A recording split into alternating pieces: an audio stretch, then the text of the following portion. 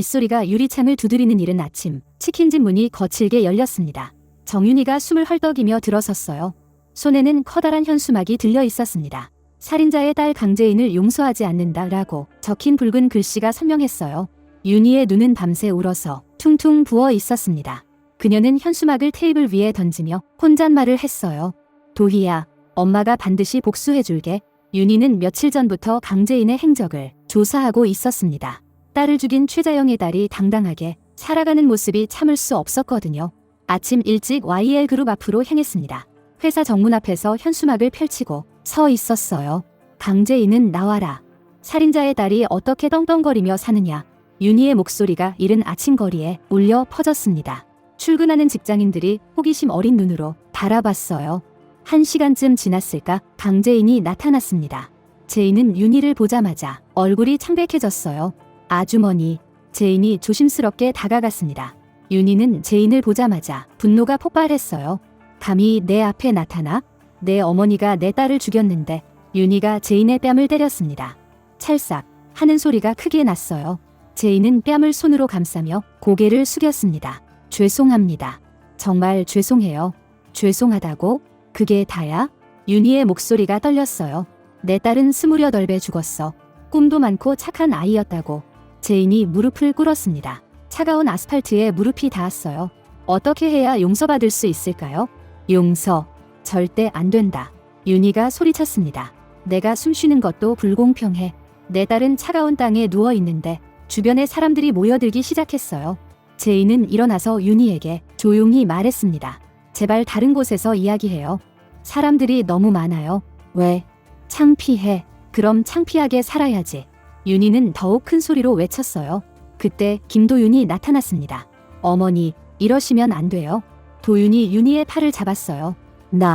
내가 왜 이러면 안 되는데? 이렇게 하신다고 도희가 돌아오나요? 도윤의 말에 윤희가 잠시 멈췄습니다. 재인이 눈물을 흘리며 말했어요. 아주머니 마음 이해해요. 저도 아이를 잃어봤거든요. 뭐라고? 윤희가 놀란 표정을 지었습니다. 제 아들 은호도 교통사고로 세상을 떠났어요. 재인의 목소리가 떨렸어요. 윤희는 순간 말을 잃었습니다. 똑같이 아이를 잃은 엄마라는 사실에 당황했어요. 하지만 곧 다시 화를 냈습니다.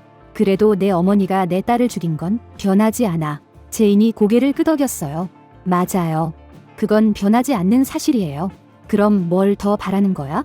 하지만 엄마도 누군가에게 이용당했을 수도 있어요. 재인의 말에 윤희가 눈썹을 찌푸렸습니다. 무슨 소리야? 도혜 씨가 죽기 전에 무슨 일이 있었는지 아세요? 재인이 조심스럽게 물었어요. 윤희는 잠시 생각에 잠겼습니다. 도희가 죽기 며칠 전부터 이상했던 것이 기억났어요. 회사에서 무슨 일이 있다고 걱정스러워 했었거든요. 도희가 회사에서 뭔가 문제가 있다고 했어. 어떤 문제요? 잘 모르겠어. 상사가 자꾸 이상한 일을 시킨다고 했는데. 재인의 눈이 번뜩였어요. 혹시 강세리 팀장이었나요? 그 이름 맞는 것 같은데. 윤희가 고개를 끄덕였습니다. 재인이 깊은 숨을 쉬었어요. 아주머니, 정말 중요한 이야기가 있어요. 조용한 곳에서 들어주실 수 있나요? 뭔데? 도혜 씨가 죽은 진짜 이유를 알 수도 있어요. 윤희의 표정이 변했습니다. 호기심과 의심이 섞인 눈빛이었어요. 결국 두 사람은 근처 커피숍으로 갔습니다. 조용한 구석자리에 앉았어요. 재인이 천천히 입을 열었습니다. 제 남편 황기찬과 강세리가 불륜 관계예요.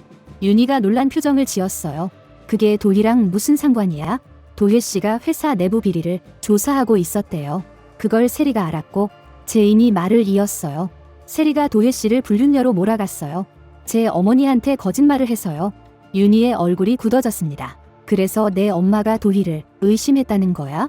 네, 어머니는 도혜 씨가 제 남편과 바람난다고 믿으셨어요. 재인이 눈물을 흘렸어요. 그날 밤 어머니가 도혜 씨를 찾아가셨대요. 따지려고요. 윤희의 손이 떨렸습니다. 컵을 들여다 놓쳤어요. 그럼 진짜 범인은 황기찬과 강세리예요. 재인이 단호하게 말했습니다. 어머니는 그들한테 이용당한 거예요. 윤희가 머리를 움켜쥐었어요. 그럼 내가 지금까지 엉뚱한 사람을 원망했다는 거야? 어머니도 피해자세요. 저처럼요. 재인이 윤희의 손을 잡으려 했지만 윤희가 피했어요. 아직 믿을 수 없어. 증거가 있어? 조금씩 모으고 있어요. 하지만 혼자서는 한계가 있어요. 제인이 간절한 눈빛으로 윤희를 바라봤어요. 아주머니가 도와주시면 진실을 밝힐 수 있어요. 윤희가 고개를 저었습니다. 아직 확실하지 않잖아. 내 말만 들고 어떻게 믿어? 제인이 핸드폰을 꺼냈어요. 이거 들어보세요. 핸드폰에서 음성 파일이 재생됐습니다. 강세리의 목소리였어요. 도혜 때문에 골치 아파 죽겠어? 어떻게 처리할까? 그리고 황기찬의 목소리가 이어졌어요. 걱정 마. 내가 알아서 할게. 윤희의 얼굴이 창백해졌습니다. 이게 뭐야? 세리가 실수로 보낸 음성 메시지예요. 나중에 삭제했지만 저는 이미 저장했어요. 제인이 설명했어요. 윤희가 주먹을 꽉 쥐었습니다. 이 나쁜 것들이 아직 이것만으로는 부족해요. 더 확실한 증거가 필요해요. 그럼 어떻게 해야 해? 윤희가 급하게 물었어요. 제인이 심각한 표정으로 말했습니다. 함께 힘을 합쳐야 해요. 아주머니가 가진 정보와 제가 가진 정보를 합치면 무슨 정보? 도혜 씨가 죽기 전에 누구를 만났는지 무엇을 조사했는지 아시잖아요. 윤희가 고개를 끄덕였어요. 도희가 마지막 날 집에 와서 한 말들이 떠올랐습니다. 도희가 그날 이상한 서류를 보고 있었어. 어떤 서류요? 회계 관련된 것 같았는데 뭔가 잘못됐다고 혼잣말을 했어. 제인의 눈이 반짝였어요. 그거예요. 도혜 씨가 발견한 게 바로 그들의 비리였을 거예요. 윤희가 일어섰습니다. 집에 가서 도혜 물건들을 다시 찾아볼게. 정말 도와주실 거예요? 제인이 희망적인 표정을 지었어요. 윤희가 잠시 망설였습니다. 아직도 제인을 완전히 믿기는 어려웠어요. 하지만 딸의 진짜 원수를 찾아야 한다는 생각이 더 컸습니다. 도희를 위해서야. 진짜 범인들을 반드시 찾아내야 해. 윤희의 목소리에 결의가 담겼어요. 그날 저녁 윤희는 도희의 방을 뒤졌습니다. 서랍장 깊숙한 곳에서 작은 USB를 발견했어요. 컴퓨터에 연결하니 회계 자료들이 나왔습니다. YL그룹의 내부 거래 내역이었어요. 이상한 점이 한두 개가 아니었습니다. 가공의 업체들과 거래한 기록들이 있었어요. 윤희는 급하게 제인에게 전화했습니다. 중요한 걸 찾았어. 내일 만나자. 다음 날 두 사람은 다시 만났어요. 윤희가 USB를 건네며 말했습니다. 이거 봐, 도희가 숨겨놨던 거야? 제인이 자료를 보더니 깜짝 놀랐어요. 이거 완전한 회계 조작이네요. 그럼 도희가 이걸 발견해서 죽임당한 거야? 윤희의 목소리가 떨렸어요. 제인이 고개를 끄덕였습니다. 이 정도면 횡령 혐의로 감옥에 갈 수도 있어요. 그럼 이제 어떻게 해야 해? 경찰에 신고해야죠. 하지만 제인이 걱정스러운 표정을 지었어요. 기찬이 워낙 영향력이 커서 쉽게 덮을 수도 있어요. 윤희가 주먹을 찼습니다. 그럼 우리가 직접 해야지. 직접이요? 언론에 알리는 거야? 온 국민이 알게 만들면 못 숨기잖아. 제인이 윤희의 말에 감탄했어요. 좋은 생각이에요. 하지만 조심해야 해요. 뭘? 그들이 우리를 눈치채면 위험할 수도 있어요. 윤희가 쓴웃음을 지었어요. 위험. 내 딸도 죽었는데 뭐가 더 무서워? 그때부터 두 사람의 본격적인 작전이 시작됐어요. 윤희는 상인회 사람들에게 황기찬의 비리를 알렸습니다. YL그룹 회장이 돈 세탁을 했대요. 우리 도희가 그걸 알아내서 죽임당했다고. 소문은 동네방네 퍼져나갔어요. 제인은 회사 내부에서 더 많은 증거를 수집했습니다. 기찬의 컴퓨터에 접근해서 메일들을 복사했어요. 일주일 후 지역 신문에 특종 기사가 났습니다. YL그룹 회장 횡령 의혹, 내부 고발자 의문사 기사를 본 황기찬이 분노로 떨었어요. 누가 이런 짓을 했어? 강세리가 당황하며 말했습니다. 강재인일 거예요. 분명히. 증거 있어? 없지만 누가 이럴 수 있겠어요? 기찬이 제인을 불러들였어요. 내가 한 짓이지? 제인이 담담하게 대답했습니다. 무슨 말씀이세요? 언론에 흘린 거 말이야. 전 모르겠는데요. 혹시 진짜 비리가 있는 건 아니에요? 제인의 태연한 모습에 기찬이 더욱 화가 났어요. 하지만 확실한 증거가 없었습니다. 한편 윤희는 더 적극적으로 움직였어요. YL그룹 앞에서 1인 시위를 이어갔습니다. 내 딸을 죽인 진짜 범인들을 처벌하라. 점점 더 많은 사람들이 관심을 가지기 시작했어요. SNS에서도 화제가 됐습니다. 도희 어머니 응원합니다. 라는 게시글들이 올라왔어요. 여론이 들끓자 경찰도 움직였습니다. 도희 사건을 재수사하기로 했어요. 그러자 황기찬과 강세리가 초조해하기 시작했습니다. 이 일이 커지면 안 돼. 뭔가 조치를 취해야 해. 기찬이 세리에게 말했어요. 어떻게요? 강재인부터 입막음해야지. 세리가 소름 끼치는 웃음을 지었어요. 좋은 생각이에요. 하지만 제인과 윤희는 이미 대비하고 있었습니다. 서로에게 매일 안전 확인 전화를 했어요. 아주머니, 오늘도 무사하세요. 응, 너도 조심해. 그놈들이 뭘 할지 몰라. 며칠 후 윤희에게 이상한 전화가 왔어요. 그만둬. 안 그러면 다쳐. 음성 변조기를 쓴 목소리였습니다. 윤희가 웃었어요. 무서워서 그만둘 것 같아? 꿈도 꾸지 마. 전화를 끊고 바로 제인에게 연락했습니다. 협박 전화 왔어. 우리가 제대로 하고 있는 것 같아. 제인도 비슷한 전화를 받았어요. 포기 안 할 거예요. 끝까지 갈 거라고요. 두 사람의 의지는 더욱 단단해졌습니다. 그러던 어느 날 결정적인 증거가 나타났어요. 도희가 죽기 전 마지막으로 보낸 이메일이 발견된 거예요. 경찰이 복구한 데이터에서 나온 거였습니다. 오빠, 큰일 날 뻔했어. 회사에서 엄청난 걸 발견했어. 증거도 확보했고 내일 경찰서에 신고할 거야. 이메일의 시간은 도희가 죽기 불과 몇 시간 전이었어요. 윤희가 이 소식을 듣고 눈물을 터뜨렸습니다. 도희야, 엄마가 알았어. 내가 얼마나 용감했는지. 제인도 함께 울었어요. 도혜 씨가 정의로운 분이었구나. 이제 황기찬과 강세리를 궁지로 몰 시간이었습니다.